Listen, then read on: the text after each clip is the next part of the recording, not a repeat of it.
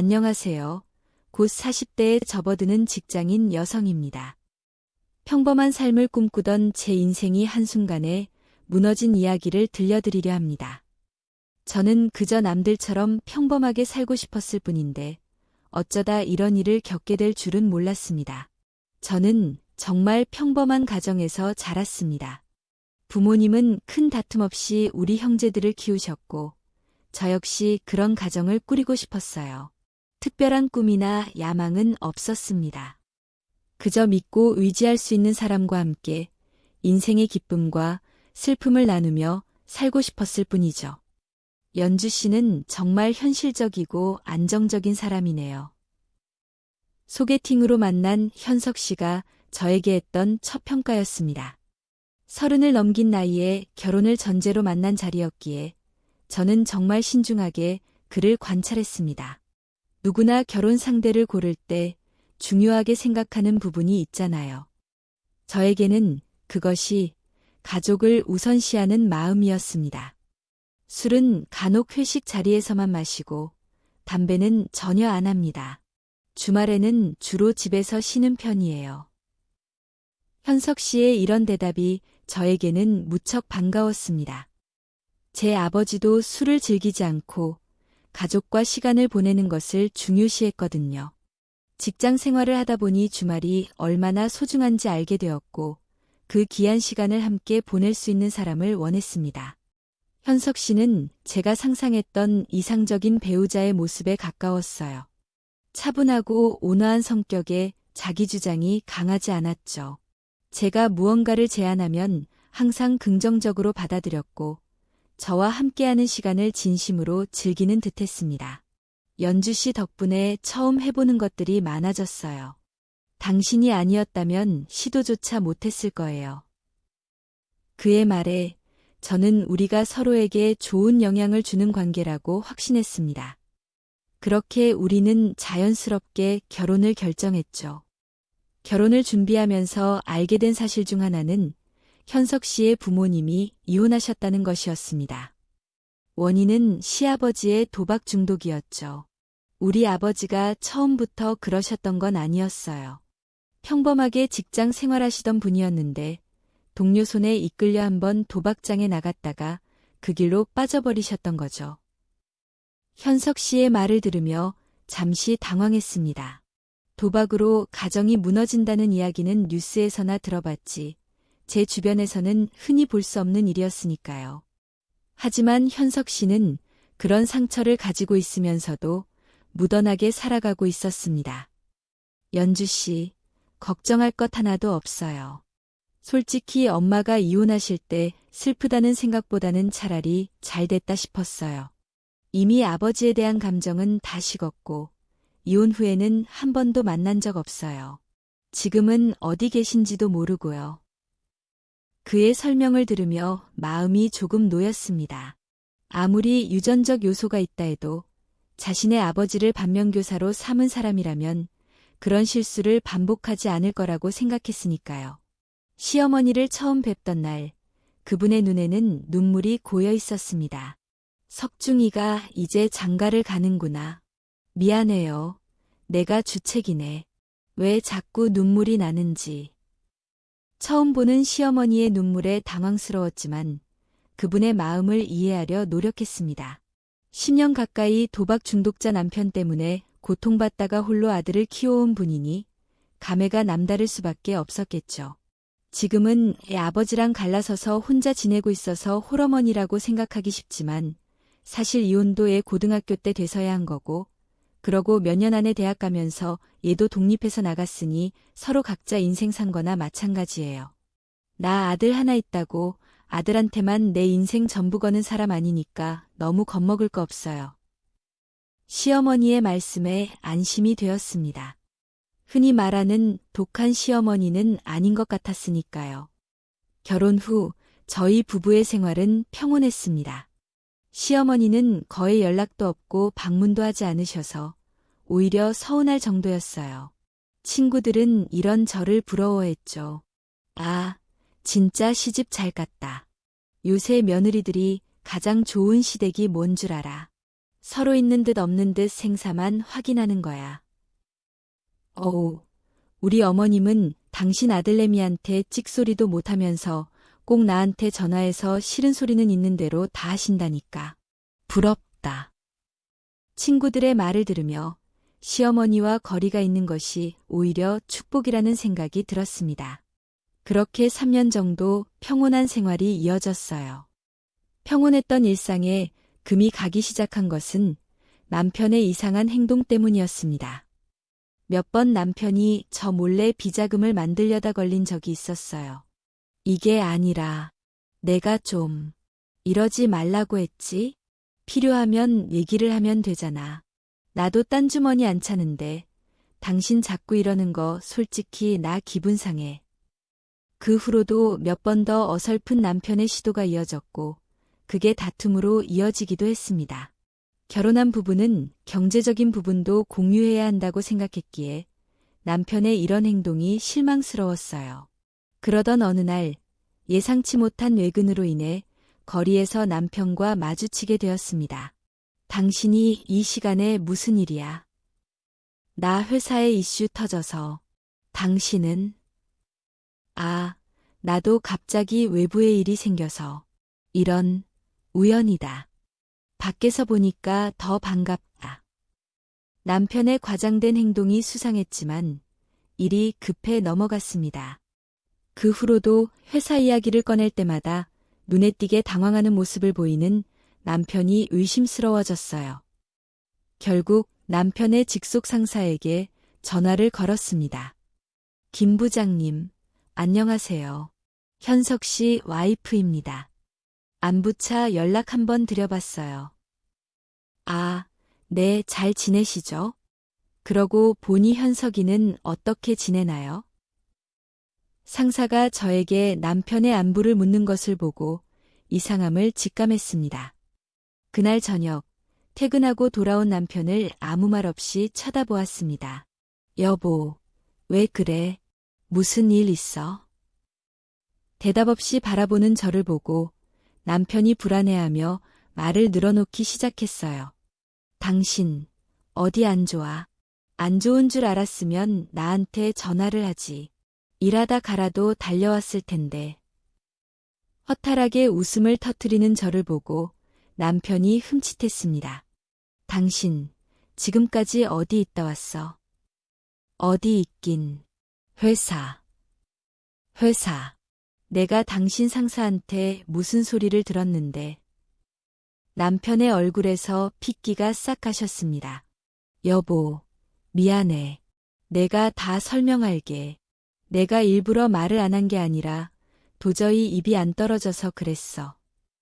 남편의 고백은 충격 그 자체였습니다. 현석은 이미 2달 전에 회사에서 해고당했는데도 매일 출근하는 척하고 있었던 것입니다.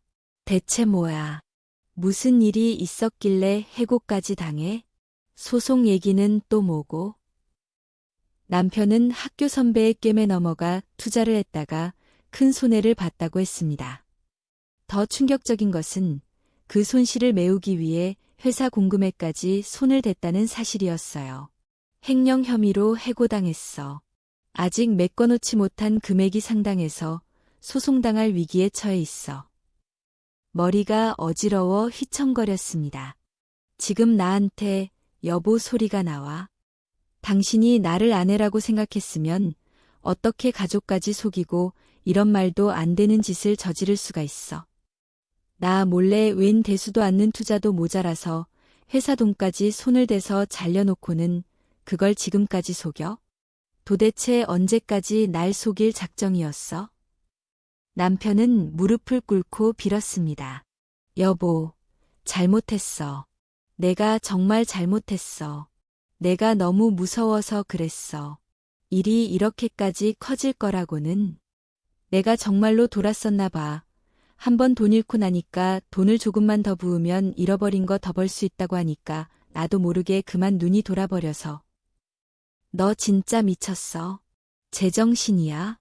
그게 도박이나 달을 박아 뭐가 있어? 도박 중독으로 가정을 망가뜨린 시아버지가 떠올랐습니다. 그간 시아버지와 남편은 전혀 상관없는 사람이라 여겼는데 어떻게 이런 어마어마한 짓을 저지를 수 있는지 이해할 수 없었습니다. 여보, 내가 정말 잘못했어. 나도 이렇게까지 당하고 나니까 이젠 정신 바짝 차렸어. 여보, 내가 당신 하라는 대로 다 하고 살게. 평생 당신 말만 듣고 잘 들을게. 그러니까 제발 이번에 한 번만 넘어가줘. 나 한 번만 봐줘. 남편의 애원에도 불구하고 저는 문을 쾅 닫고 들어가 버렸습니다. 도대체 이 문제를 어떻게 수습해야 할지 감이 잡히지 않았어요. 이혼하고 싶은 마음이 컸지만 일단 문제부터 해결해야겠다고 생각했습니다. 지인 중 변호사가 있어서 그쪽을 통해 남편 회사 측과 대화를 시작했어요. 그 와중에 명절이 찾아왔고 시댁에 가게 되었습니다. 시어머니는 아무것도 모른 채 한숨을 내쉬셨어요. 내가 말년에 서방도 없이 혼자 살 줄은. 그 인간이 우리 석중이 반만큼만 되었어도 혼자 살진 않았을 텐데. 나도 너처럼 저렇게 수더분한 신랑 만났으면 좋았을 것을. 시어머니의 말씀에 분노가 치밀었지만 남편의 애원하는 눈빛을 보고 간신히 참았습니다. 집으로 돌아와서는 안방 문을 쾅 닫고 혼자 들어가 버렸어요. 다음 날부터 남편이 제 아침밥상을 차려내기 시작했습니다. 뭐야, 이거? 아, 당신 요새 나 때문에 고생하느라 살이 너무 빠져서 아침이라도 든든하게 먹고 가라고. 홀로 외벌이를 시작한 제 눈치를 보는 모습이 안쓰러웠지만 분노는 쉽게 가라앉지 않았습니다. 예상치 못한 방문객. 어느 날 아침 출근 준비를 하는데 초인종이 울렸습니다. 어이구, 시간에 누구래. 현관에서 우당탕 소리가 들려왔습니다. 어머니. 시어머니가 화가 난 표정으로 들어오셨어요. 어머니, 이 시간에 어쩐 일이세요? 어쩐 일이라니. 전에 본 적 없이 사나운 태도로 달려온 시어머니가 그대로 손바닥을 높이 쳐들고 제 뺨을 내리쳤습니다. 어머니. 감히 귀한 내 아들 데려다가 살림을 시켜. 너 이러려고 내 아들이랑 결혼했어? 내가 아침밥이나 차리게 만들려고? 감히 내 아들을 우습게 보고. 너 그렇게 잘났어? 월급이라고 쥐꼬리만큼 버는 주제에 감히 대기업 다니는 잘난 내 아들한테 아침상까지 받아먹어? 상황이 이해되지 않았습니다. 방금 맞은 뺨이 얼얼했어요. 엄마, 도대체 왜 이래? 제정신이야? 내 놈이야말로 정신 차려.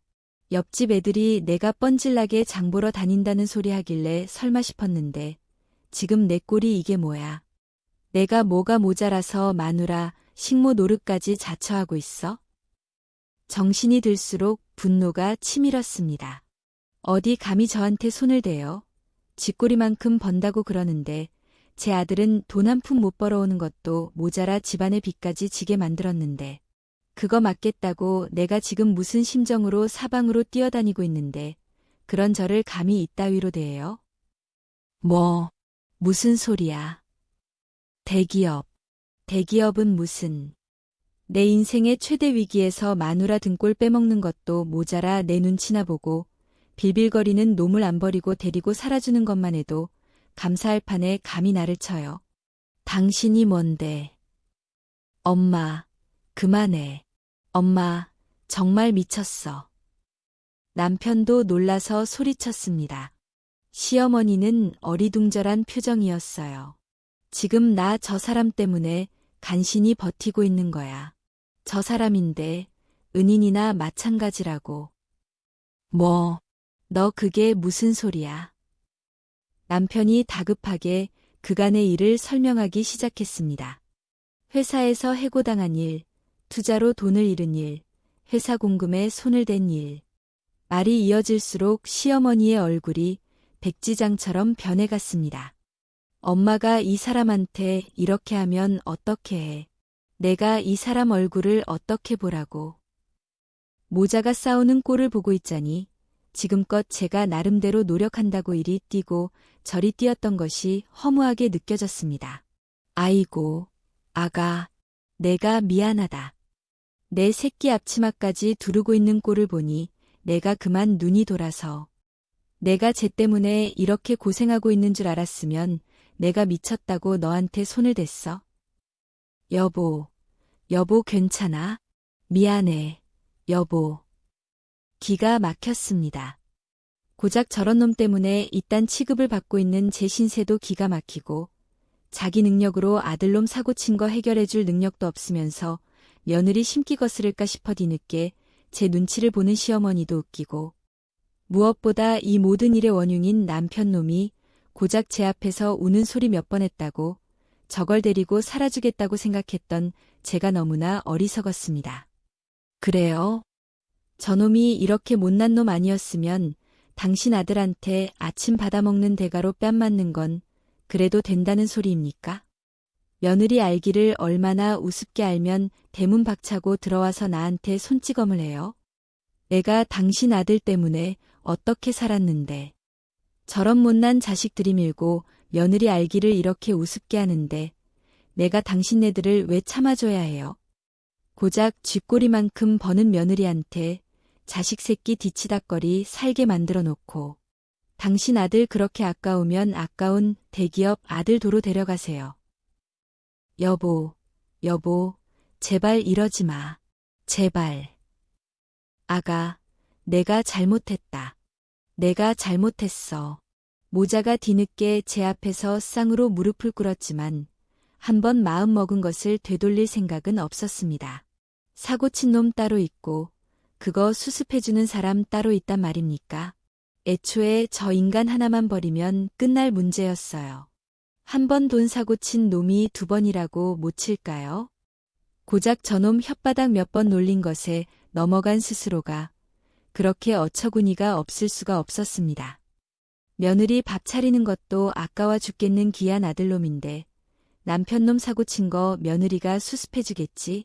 시어머니는 도박 중독자 남편 뒤치다꺼리하며 평생 고생하셨으니 이런 상황에 익숙하실 테죠. 하지만 저는 달라요. 저는 이런 식으로 남편 뒤처리하며 살고 싶지 않습니다. 이제 그만하겠습니다. 여보, 여보, 제발. 아가, 제발. 당연한 결과지만 남편과는 이혼했습니다. 이미 남편의 회사 문제로 가족들과 제 지인들에게까지 저희 부부 사정이 알려져 있었기에 제 이혼 소식에 다들 환영해 주었습니다. 특히 저희 친정 부모님께서는 제게 칭찬까지 해주셨어요. 잘했다. 내가 뭐가 부족해서 그런 놈 뒤치다꺼리 해가며 그 못난 놈을 데리고 살아. 그런 놈하고 살 바에는 갈라서는 게 100번 낫지. 아니, 요새 세상에 이혼이 뭐 그리 큰 흠이라고? 내 새끼 마음고생 몸고생하며 돈까지 털리는 것보다 훨씬 잘된 일이지. 이혼 후 시간이 흘러 경찰로 일하는 지인으로부터 전 남편 소식을 들을 수 있었습니다. 불법 게임장에서 푼돈 걸다가 현장 단속에 걸렸다고 합니다. 돈이 없어 푼돈밖에 걸지 못해 훈방 조치되었지만 이혼 후 그가 어떻게 살고 있는지는 그것만으로도 충분히 알 수 있었어요. 그때 빨리 발을 뺀 것이 천만다행이라는 생각이 들었습니다. 제 아비를 보고도 저렇게밖에 못 사는 놈이라니 불쌍하다는 생각도 들었지만 그것도 잠시였습니다. 그런 인간과는 영원히 안녕을 고하고 저는 이제 제 인생을 살고 있습니다. 가정생활에 최선을 다하려고 노력했으나 그럴 가치가 없는 사람이라면 정리하는 게 맞죠. 제 나름대로는 할 만큼 했다고 생각하니 아쉬움이 남지 않아요.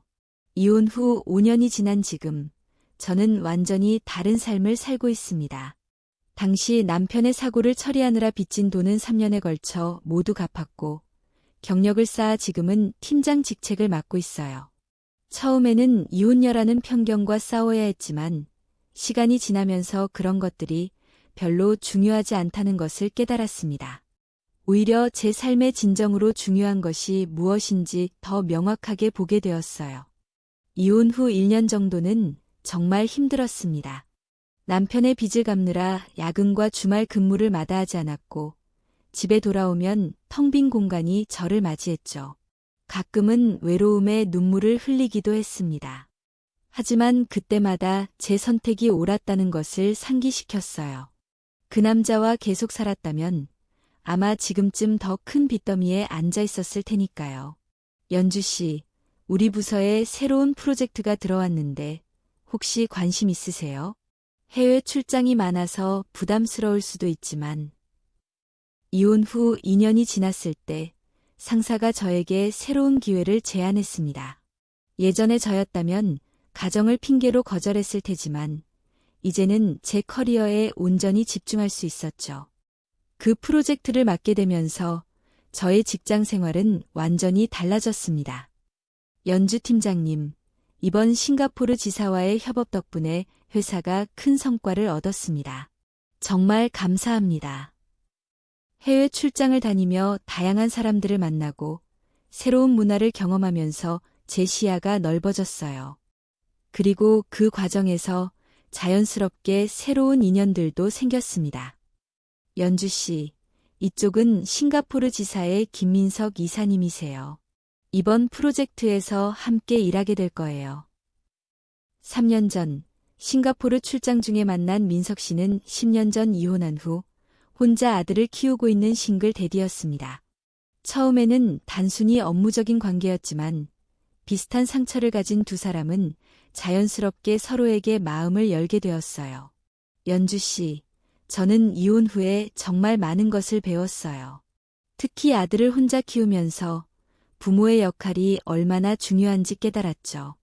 그래서 더 이상 실수하지 않기 위해 노력해왔습니다. 민석 씨의 진솔한 모습에 저도 제 이야기를 털어놓게 되었습니다. 서로의 상처와 성장을 이해하는 사이가 되면서 우리는 점점 가까워졌어요. 연주 씨, 우리 천천히 알아가 볼까요? 제가 한국과 싱가포르를 오가며 일하고 있으니 부담 없이 만나면서요. 1년 반 동안의 국제 연애 끝에 우리는 결혼을 결심했습니다. 이번에는 과거의 실수를 반복하지 않기 위해 더 신중하게 서로를 알아갔고 재정 문제나 가치관에 대해서도 솔직하게 대화했어요. 정우야, 이모 왔다. 오늘은 무슨 책 읽고 있어? 민석 씨의 아들 정우는 이제 14살이 되었습니다. 처음에는 아버지의 새 여자친구를 경계했지만 시간이 지나면서 서로 마음을 열게 되었죠. 특히 제가 그에게 학교 숙제를 도와주거나 함께 요리하는 시간을 가지면서 더 가까워졌어요. 연주 이모, 이번 주말에 같이 영화 볼래요? 제가 보고 싶은 영화가 있는데. 결혼 후에도 우리는 싱가포르와 한국을 오가며 생활했습니다. 제 직장이 한국에 있고 민석 씨는 두 나라를 오가며 일하는 상황이었기 때문이죠. 쉽지 않은 선택이었지만 서로를 이해하고 존중하는 마음으로 이 거리를 극복해 나갔습니다. 여보, 정우가 한국 대학에 진학하고 싶다고 하네요. 그러면 우리도 완전히 한국으로 돌아갈 수 있을 것 같아요. 민석 씨의 말에 가슴이 따뜻해졌습니다.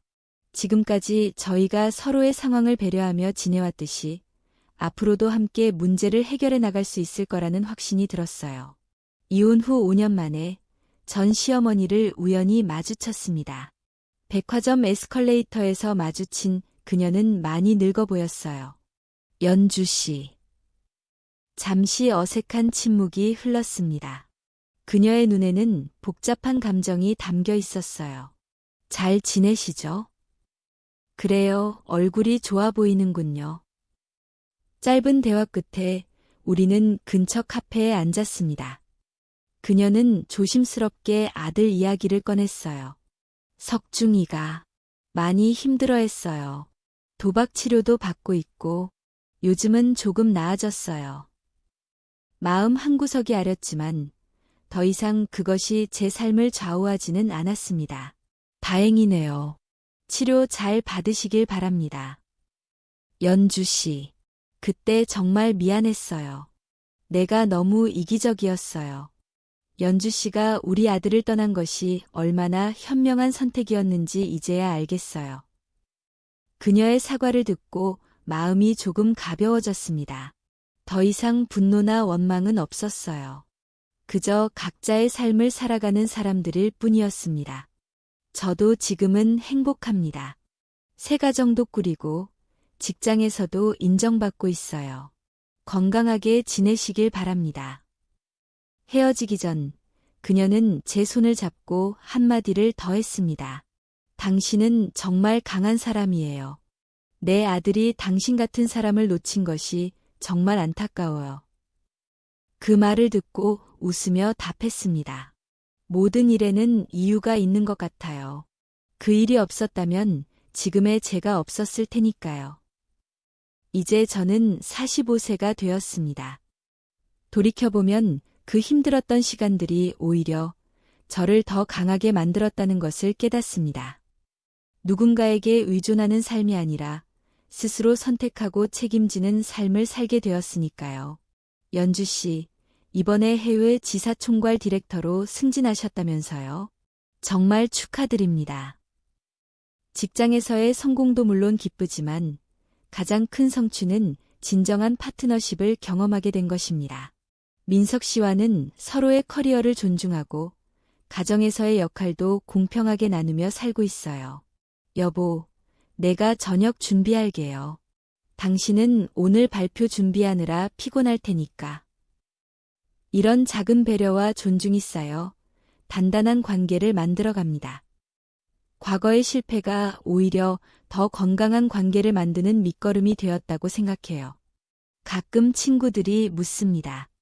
연주야, 그때 그냥 참고 살지 않은 걸 후회한 적 없어? 저는 항상 같은 대답을 합니다. 단 한 번도 없어.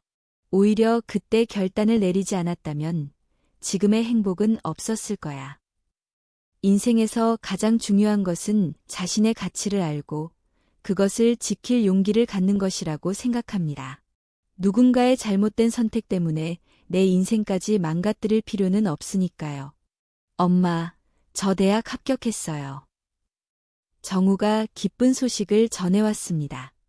그 아이를 위해 민석 씨와 함께 준비한 축하 파티에서 저는 문득 생각했습니다.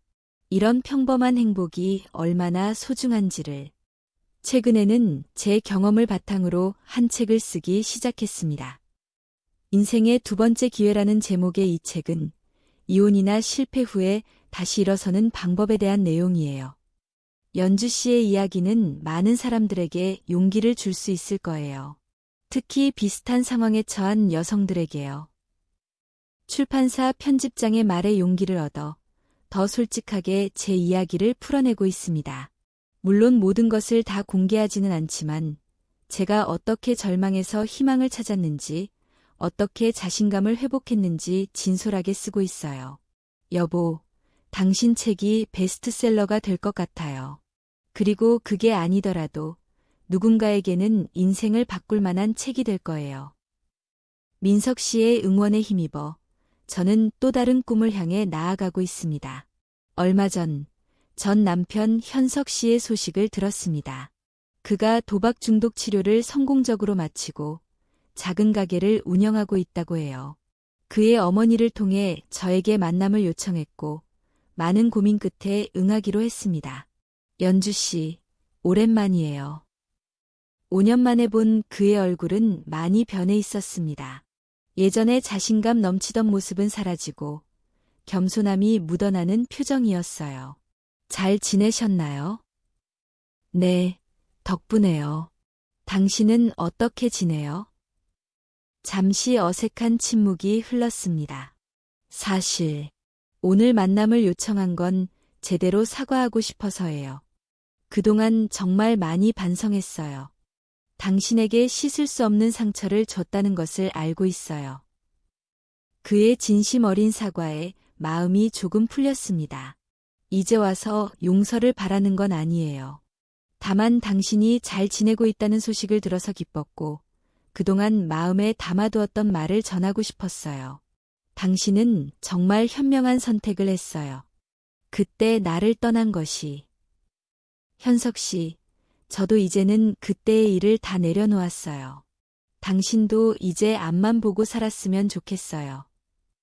짧은 만남을 마치고 돌아오는 길에 가슴이 이상하게 가벼워지는 느낌이 들었습니다. 마지막 매듭이 풀린 것 같았어요. 집에 돌아와 민석 씨와 정우를 보며 미소 지었습니다. 이것이 제가 찾던 진정한 행복이었습니다. 화려하거나 특별하지 않아도 서로를 존중하고 이해하는 관계 속에서 느끼는 평온함이야말로 제가 원했던 것이었으니까요. 여보, 무슨 좋은 일 있어요? 오늘 표정이 밝아 보여요. 네, 오늘 마지막 짐을 내려놓은 것 같아요. 민석 씨는 말없이 제 손을 잡아주었습니다. 긴 설명이 필요 없었어요. 그는 이미 알고 있었으니까요. 인생은 예상치 못한 방향으로 흘러가기 마련입니다. 때로는 우리가 계획한 대로 되지 않아 좌절하기도 하지만 그 과정에서 우리는 더 강해지고 현명해집니다. 제 인생의 가장 큰 위기였던 그 순간이 결국은 가장 큰 전환점이 되었다는 사실이 신기할 따름입니다. 이제 저는 두려움 없이 앞으로 나아갑니다. 어떤 어려움이 와도 그것을 극복할 수 있는 힘이 제 안에 있다는 것을 알고 있으니까요. 그리고 무엇보다 진정한 파트너와 함께라면 어떤 폭풍도 이겨낼 수 있다는 믿음이 있습니다. 연주 씨, 당신은 정말 대단한 사람이에요. 그 어려운 시간을 이겨내고 이렇게 멋진 사람이 되었으니까요. 민석 씨의 말에 웃으며 대답했습니다. 아니요, 우리가 대단한 거예요. 함께라서 더 강해진 우리 모두가요. 인생의 진정한 행복은 완벽한 상황에서 오는 것이 아니라 불완전함 속에서도 감사할 줄 아는 마음에서 온다는 것을 이제는 알고 있습니다. 그리고 그 행복을 지키기 위해 때로는 과감한 결단이 필요하다는 것도요. 제 이야기가 비슷한 상황에 처한 누군가에게 작은 용기가 되길 바랍니다. 여러분의 인생은 여러분의 것입니다. 누구도 대신 살아줄 수 없고 누구도 여러분의 행복을 대신 찾아줄 수 없어요. 자신을 믿고 더 나은 미래를 향해 한 걸음 내딛기를 바랍니다. 그리고 기억하세요. 인생에서 가장 어두운 순간이 종종 가장 밝은 빛을 향한 전환점이 된다는 것을요.